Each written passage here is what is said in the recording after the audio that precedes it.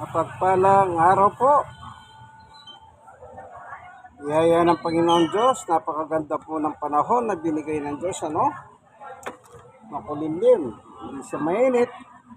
Ano po?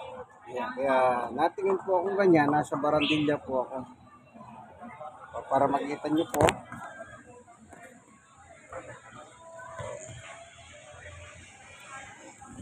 Maganda yung panahon ang binigay ng ating Panginoon Diyos. Minsan pa, Panginoon Diyos, samahan po kami sa aming pag-iebanghelyo sa oras po ito. Tulungan kami, paunawahan kami sa Biblia. Maraming po salamat sa iyo. Sa ngalan ni Jesus, Amen. Tayo po ngayon ay sisipi ng isang magazine. Pasubo. Ayan. Ito po, August 2022. Medyo sariwang-sariwa pa, isang taon na nga.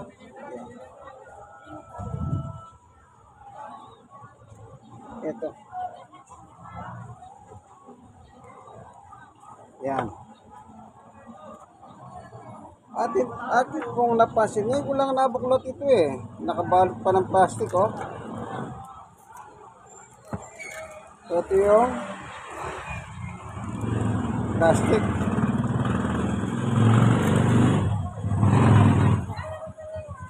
Bali mo isang taon na po pala, no?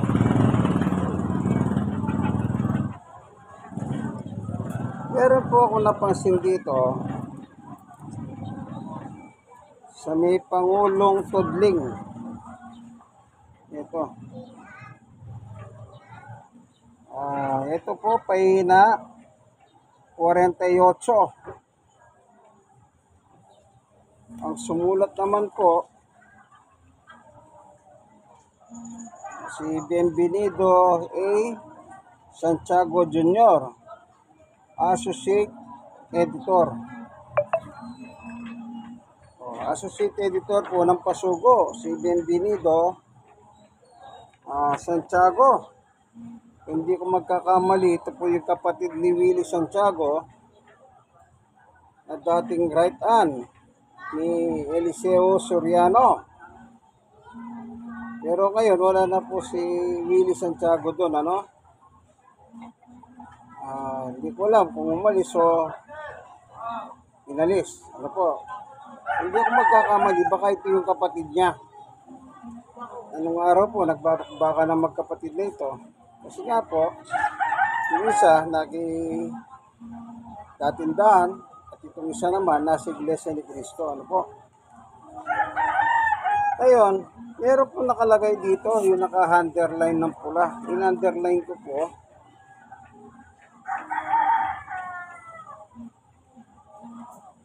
Yan. Page 48.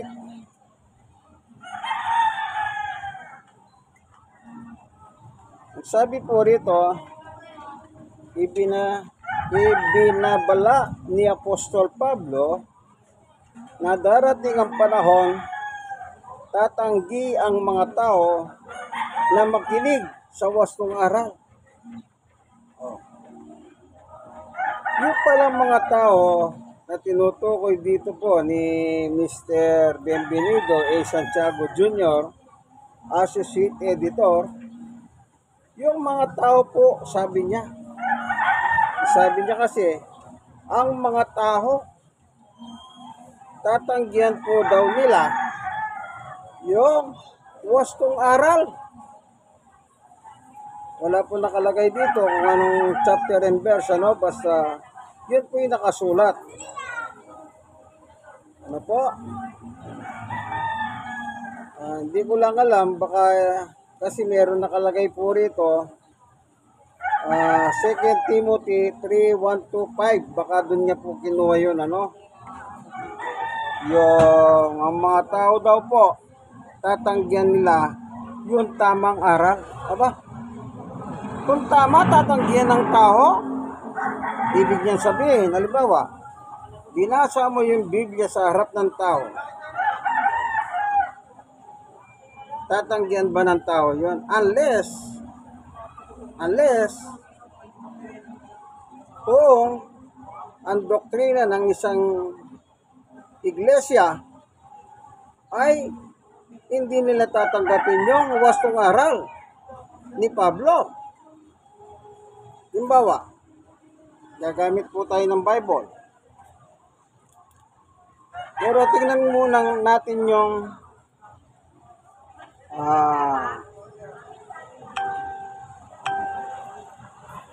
Kalawang Timoteo, kung sakali lang po kasi nasa papilitas po yung Ikalawang Timoteo sa kanyang sulat. Ganun pa man, tignan din natin dito, baka sakaling meron po dito, Ang ginagamit ko pong Biblia ngayon ay Magandang Balita Biblia 20:5.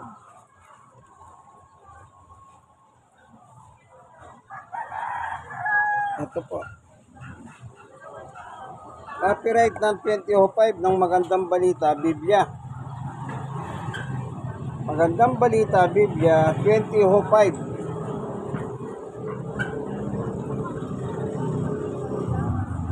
O yan. Tignan po natin yung sa baka nandun. Sa Kalawang Timoteo chapter 3.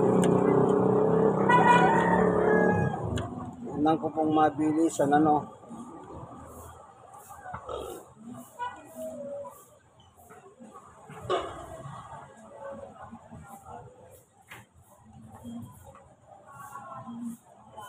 iba yun. Wala. So, kung yun po ang nilagay ni Ginoong Bienvenido A. Santiago Jr., ulitin natin. Ibinabala ni Apostol Pablo na darating ang panahon, tatanggi ang mga tao na makinig ng wastong aral. Ngayon, tignan po natin yung Biblia. Yung sinulat po ni Apostol Pablo. Total, sinabi niya po, Apostol Pablo O, di babasa tayo sa sinulat ni Apostol Pablo. Pagsulat ni Pablo, wastong aral yan. Apostol siya ni Kristo Tignan natin. Yung mga tao kaya tinutukoy ni Ginoong Bienvenido A. Santiago Jr., ang taong tinutukoy niya po rito, yung hindi po nila kasamahan sa Iglesia ni Cristo na itinatag ni Yumaong Felix Manalo. Ibig sabihin, outsiders sa labas ng kanilang samahan. Ano po? Ito, si Pablo. Naway magkaroon tayo ng kaisipan tulad kay Kristo Jesus. Binabasa ko po Filipos 2:5. Punta tayo sa 6. O, ulitin natin yung 5. Naway magkaroon kayo ng kaisipan na tulad ng kay Kristo Jesus. 6. Kahit siya'y likas na tunay na Diyos. Ano pong sabi ni Apostol Pablo? Basahin ko po sa 6. Kahit siya'y likas at tunay na Diyos, Ayan. Hindi niya pinagpilitang manatiling kapantay ng Diyos. 7. Sa halip, kusa niyang inubad ang pagiging kapantay ng Diyos at naging katulad ng isang alipin, ipinanganak siya tulad ng mga karaniwang tao at nang si Kristo'y maging tao. 8. Nagpakumbaba siya at naging masunurin hanggang sa kamatayan, maging ito man ay kamatayan sa krus. Yun po. Anong sabi ni Pablo? Kahit siya'y likas at tunay na Diyos. Tunay pong Diyos si Jesus, sayon kay Pablo. Ngayon, sapul sila. Kasi hindi sila naniniwala sa sinulat ni Pablo ito na si Jesus ay likas at tunay na Diyos. Kasi sa Iglesia ni Cristo na tatag ni Yumaong Felix Manalo, kailanman hindi naging Diyos si Jesus kundi tao lamang tagapamagitan.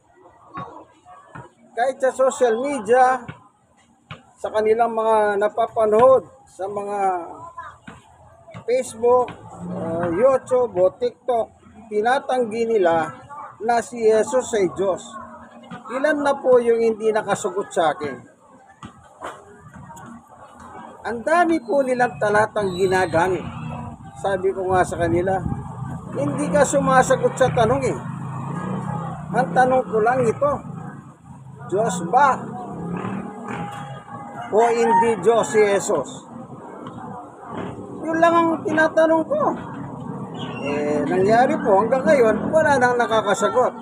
Marami na po sa kanila ang ganyan ang tinanong ko. Gumagamit sila ng iba-ibang talata ng Biblia. Siguro, akala nila makukuha nila ako sa patalata-talata na wala namang kaugnayan sa tanong ko. Hindi sila makapag-post na si Jesus hindi Diyos. Kaya hindi po sila sumasagot. Meron silang may popost, si Kristo tao, yun. Pero yung tanong ko, naniniwala ka ba? Siyempre, yung kausap ko na si Jesus ay Diyos o hindi Diyos.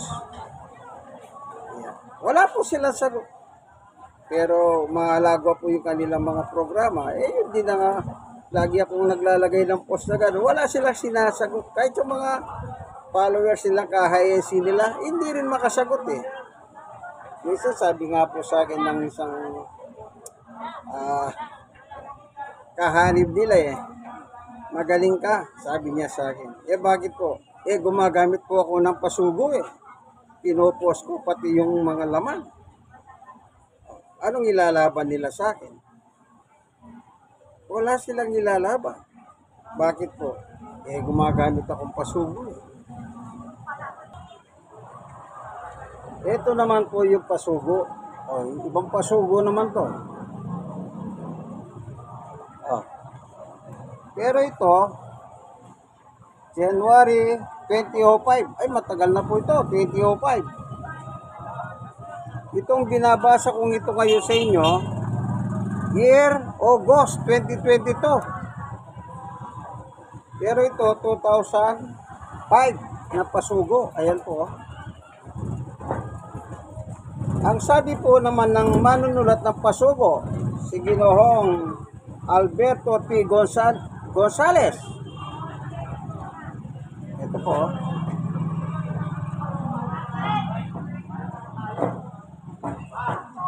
Sa page 24. Dito po sa page 26. Yung naka-underline ng pula. Ano po sabi ni Ginoong Alberto P. Gonzales? Ang aral na nakasulat sa Biblia ang dapat maging batayan ng paniniwala at pananampalataya. Kita niyo po? Yun daw po nakasulat sa Biblia.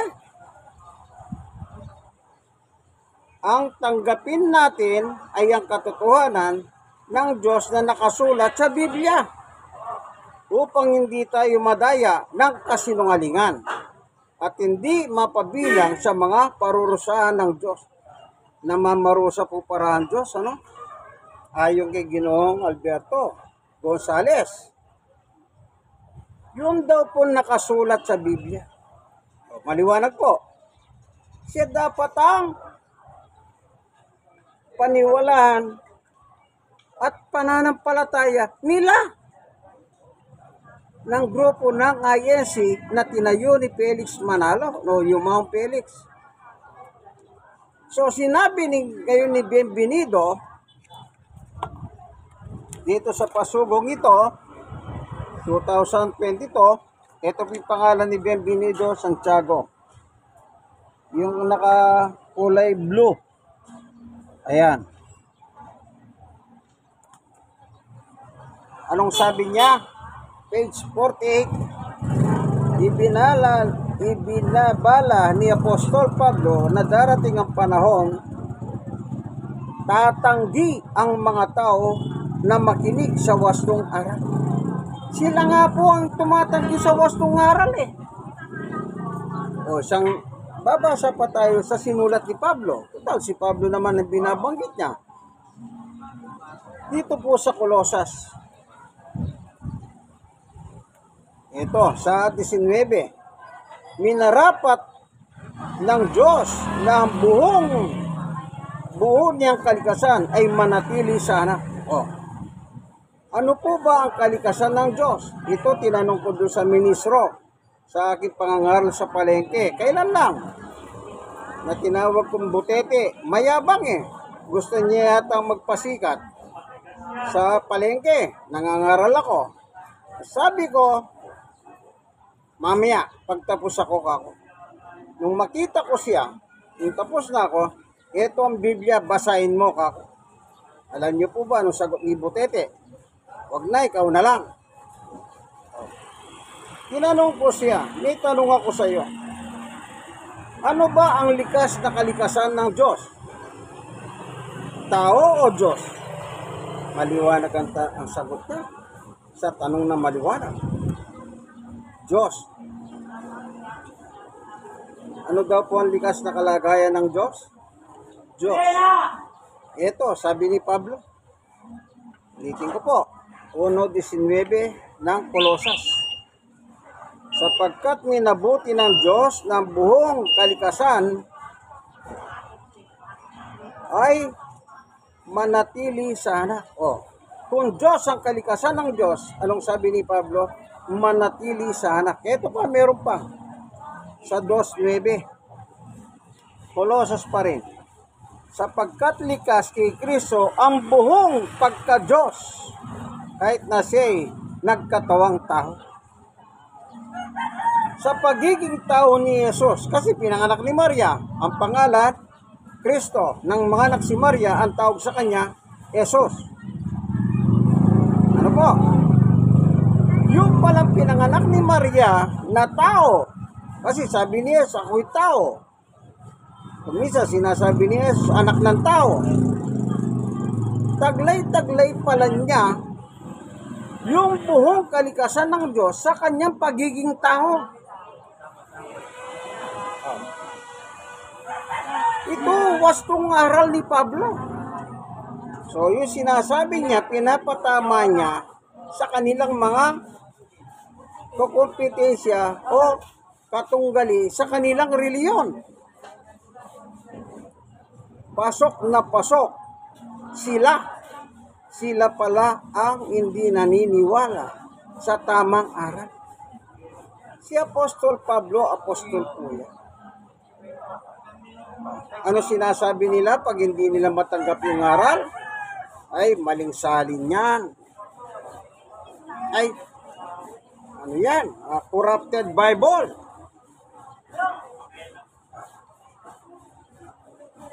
Yan ang problema sa kanila. Kasi po, pagbuhat nung magsimula yan, ayon din sa kanilang pangapasugo, aral at doktrina, ginagamit sa sermon ng mga ministro ay galing kay Yumahong Felix Manalo. Bakit kay Felix Manalo? Kasi po siyang nagtatag. Siyang nagparehistro. Ay sa kanilang magazine, kung pagbabalikan ay ang nagparehistro, siya ang nagmamayari nito. Kaya ang pangalan po ng Iglesia ni Cristo, pagmamayari ni Yumahong Felix Manalo.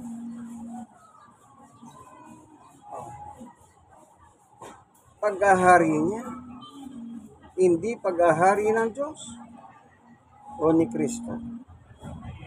Wala tayong magagawa eh. Nagmamarunong sila. O tignan nga natin, ano? O si Pablo na naman. Si Pablo po, apostol ng mga hentil, ano? Yung Pilipino, hentil. Ano po? Apostol Pablo, anong masasabi mo sa mga nagmamarunong? Magandang si Pablo po ang pasagutin natin. Ito po, Roma 1:22. Sila'y nagmamarunong, ngunit lumitaw na sila'y mga angal. Ang magagawa. Kunwari po, yung tatag ni Iglesia ni Cristo, yung mga Felix Manalo, nakikita mo sila sa harap ng camera, pabasa-basa ng Biblia, kung manalangin. Opa, siya nga po. Utos din yun sa kanila. Kanya lang, alala nga akong kopya, pero nakita ko po sa YouTube yun na yung panalangin, kailangan nakatayo. Kaya sa programa nila, ganyan po. Opo, siya nga po. Oh. Utos ni Mang Felix Manalo. So sabi ni Pablo, nagmamarunong, lumitaw na sila'y mga hangal. Hindi bali sana yung sinulat ni Bienvenido A. Santiago Jr., Associate, ano po pangalan? Associate Editor ng Pasugo Magazine. Po, sana yung hindi sila tatamahan. Ang problema, binabanatan yung iba,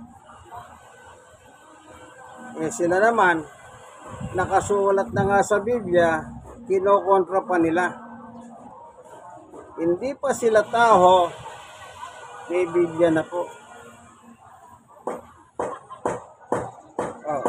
Pagkatapos nang lumitaw sila, sasabihin nila, di, mali yan. Sila lang nagsasabing mali. Di hanapan mo ng halimbawa si Pablo sumulat. Hanapan mo si Pablo na nagkamali si Pablo. Kasi siya lang ang pwede mong hanapan ng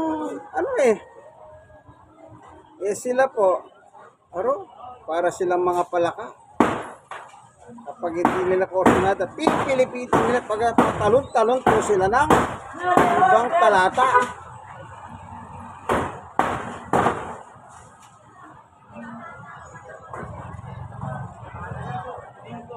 Ano po, may nagpupukpuk kasi, akala ko kung ano na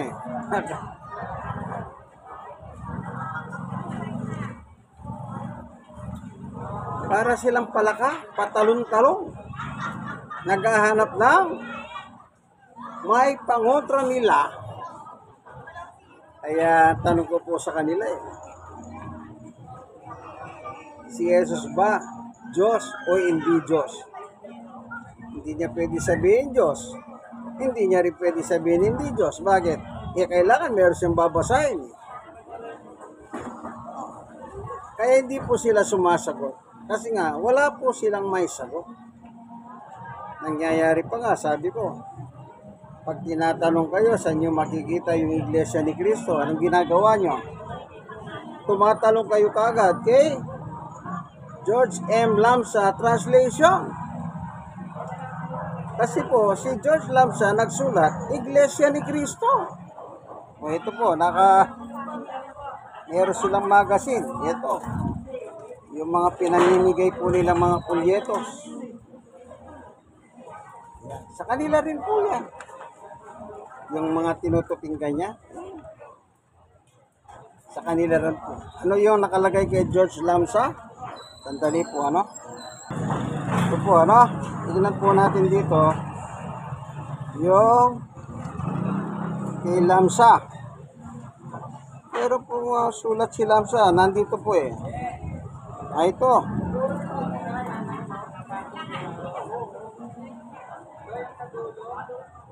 Ito, magnifying glass. Sa page 5, ito po yung magazine, pulyetos na pinamimigay nila. Nasa page 5, ito po.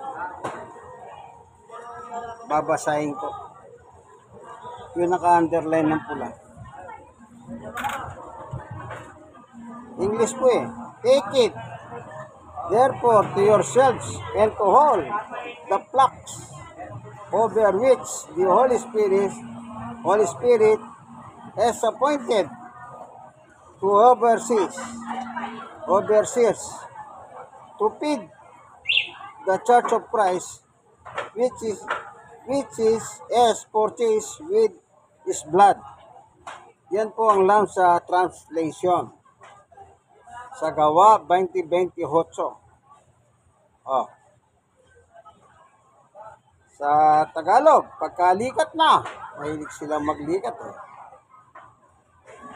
Ingatan ninyo kung gayon ang inyong mga sarili at ang buong kawan, narito inirang kayo ng Espiritu Santo ng mga katiwala upang pakanin ang iglesia ni Kristo na binili niya ng kanyang dugo. Lamsa translation. Oh. Doon po sila pupunta.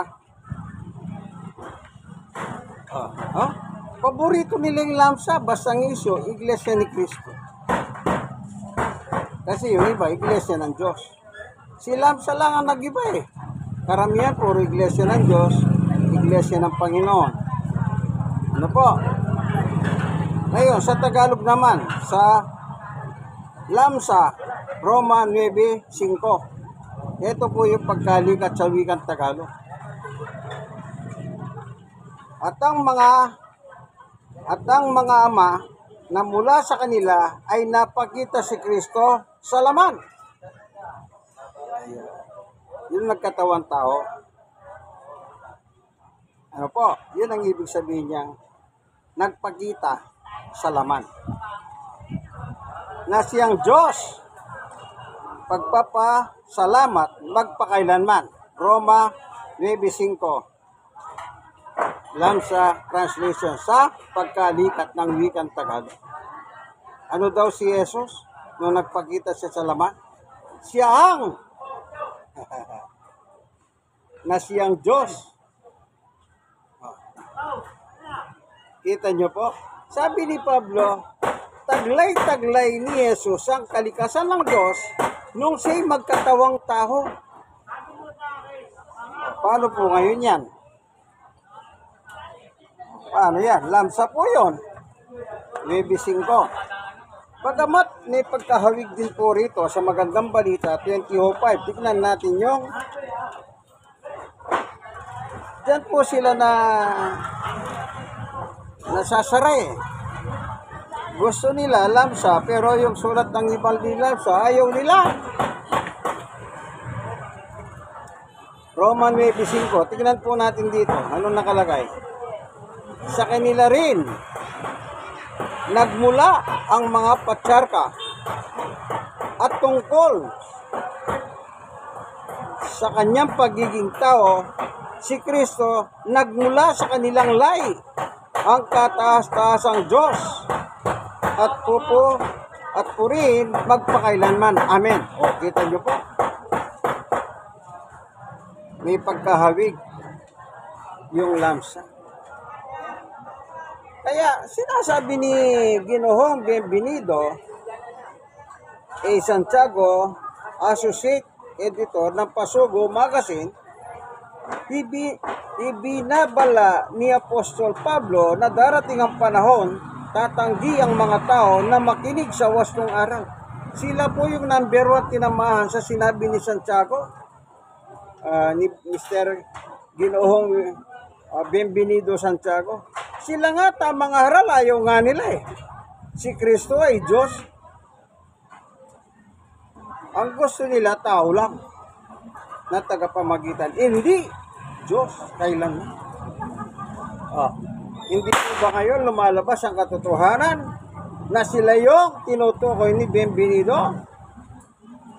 A. Santiago? Ay, siyempre, pag wala ka pong alam sa kasulatan, aamin ka na lang. Opo. Siya po. Opo. Di po ba ganon? Shoot na shoot sila na sinabi ni Associate Editor ng Pasugo, Ginoong Bienvenido A. Santiago Jr. Wala po tayong magagawa. Kunwari, ginagamit ang pangalan ni Jesus, Iglesia ni Cristo, nakakapit pa sa harap ng simbahan nila. Pero, hindi sila naniniwala sa sulat ni Pablo kay Jesus. Kay Pablo lang po sinasabi ko kasi ginamit niya si Pablo. Ano po? Kaya tayo bumabasa sa sulat ni Pablo. Buti na lang, may sulat po si Pablo na pwede natin pagkunan ng katotohanan ayon sa kasulatan. Di po ba? O, paano na ngayon yan? Ikaw kaibigan na nakikinig dito, ay nakikinig, nanonood ng aking munting video. Walang labis, walang kulang. Ginamit po natin, pasugo nila. August 2022.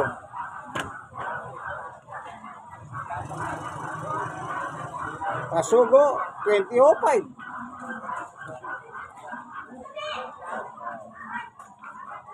January 2005. Paano ngayon yan?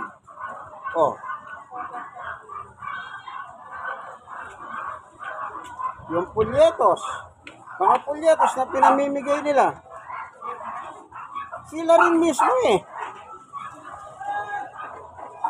Ano sabi naman ni Alberto P. Gonzales? Yung nakasulat. Dapat sampalatayan at paniwalaan para wag silang parusahan ng Diyos. Di lalabas, sino parurusahan ng Diyos? Sila na rin, minatulan na rin nila yung sarili nila. Sa tingin niyo po kaibigan, papayag ang Diyos ng kanyang anak na si Jesus, hindi Diyos? Magama sila. Kung ang Diyos ay Diyos, natural yung anak ay Diyos. Pag sinabi mong si Jesus ay tao, lalabas na tao ang Panginoon Diyos. O hindi po ba ganon? O ikaw kaibigan, tao ka. Ang nanay tatay mo, tao, di ba? Ako, ganon din. Tao ang mga magulang ko. Kaya tao ako. Ikaw, tao ka rin. Pero iba pinag-uusapan pagdating sa Panginoon Diyos. Ang Diyos ay Diyos. Sila mismo naniniwala silang Diyos ang Diyos. Ano pa sinasabi? Nag-iisang tunay na Diyos. O kita nyo? Anong sinasabi nila? Tunay na Diyos. Sino yung tunay na Diyos? Yung tatay ni Jesus. Pagkatapos sasabihin mo si Jesus tao. Hindi tunay na Diyos.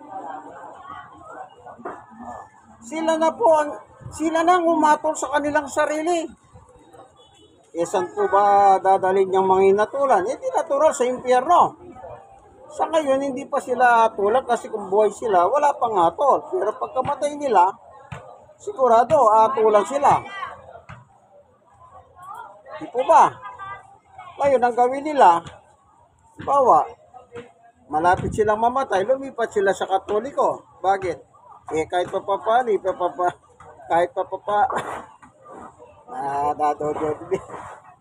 papaano, kahit gaano ka ng katagal patay, pinapanalangin ka pa ng iyong mga mahal sa buhay. Tapos tinatawag pa nila si Maria. Pinapanalangin ka. Kahit papaano, may konting kaliwanagan, pero mali din naman yon. Hindi rin naman tinatanggap niyang ng Biblia na yung patay, papanalangin mo pa. Patay na eh. Paano sila lilipat sa Katoliko? Binira na nilang binirang Katoliko. Ano sabi nila? Paring Katoliko, yung mga protestante, galing sa Katoliko. Ano sabi nila? Kay Satanas sila. O kita nyo po. Paano ka palilipat sa Katoliko? Kay Satanas pala yung mga yan. Hindi po sila lilipat. Kanya lang, buhay pa sila, inatulan na nila ang sarili nila. Hindi po ba? Maliwanag. Sabi ni Gonzales, yun nakasulat. Nakasulat naman yung binasa natin.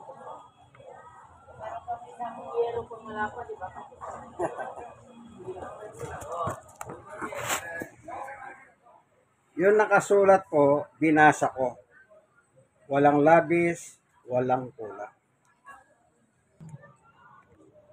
Ayun po, nilipot ko lang mong kasi, doon, dumidilim na kasi ang oras, sa alas 6. Para may sinag po yung ilaw, nakita niyo na po kung maayos. So, yun po sinasabi ko, sila mismo ang umatol sa kanilang sarili.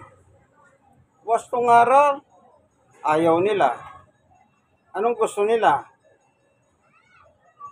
Basta pag nakasulat, si Jesus ay tao, gustong-gusto nila yan. Hindi na nila sasabihin, ay maling salin, hindi nila sasabihin yan. Pero kapag may nakasulat, si Jesus ay Diyos. Yan. Ano sasabihin nila? Maling salin? Corrupted Bible? Wala tayong magagawa kasi nga po, na-doktrina sila ng maling doktrina. Dapat yung tamang doktrina, yung doktrina ni Jesus. Yan po dapat ang itaguyod natin bilang isang mananampalataya kay Kristo.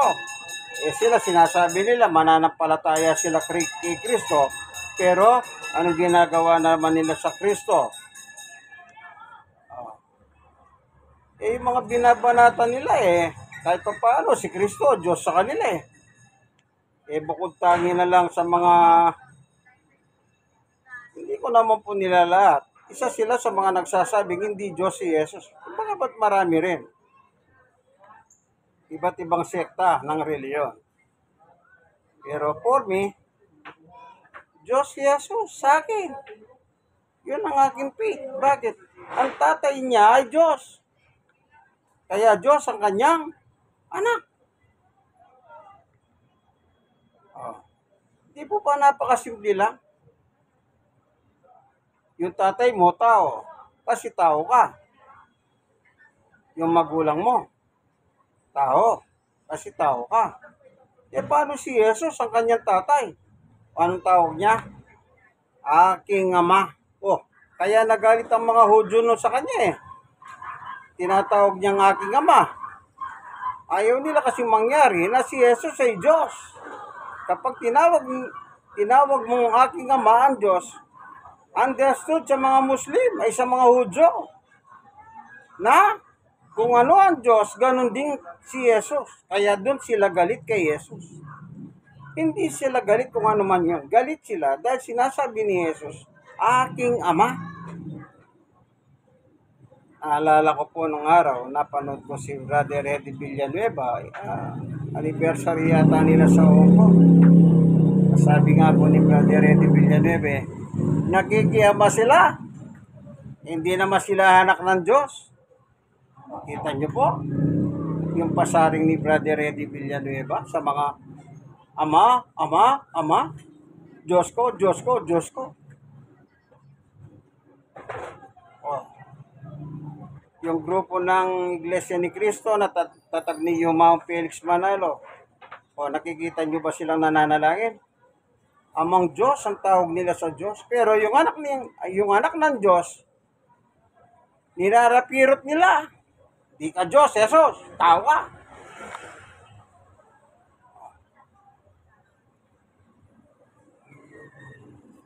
Ganun po sila.